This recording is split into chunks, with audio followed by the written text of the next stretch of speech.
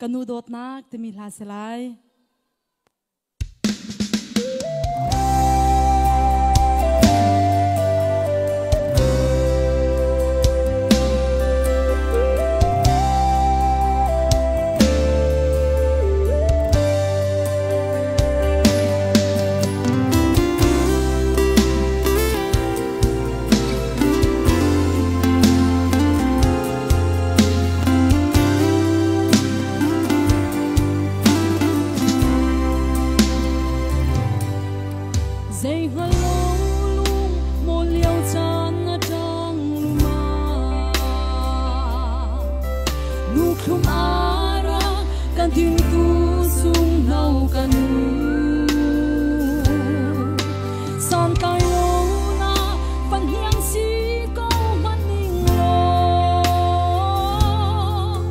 Asung kun kau sing tu kanu na do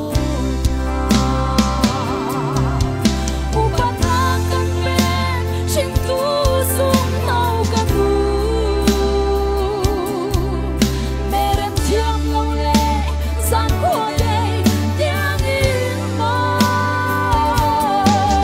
khazana cham na pa thot ke cha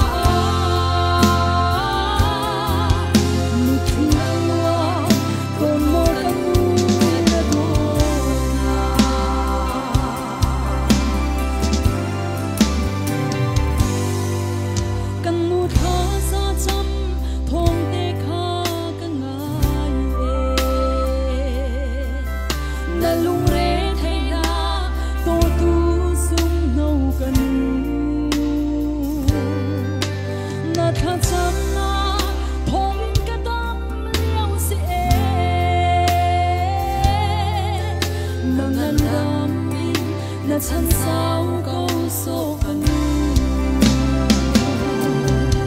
upat akan ben sing tu sung nau kanu meren tiang lo le san ho le tiang in mo khazana cham na pa do ken cha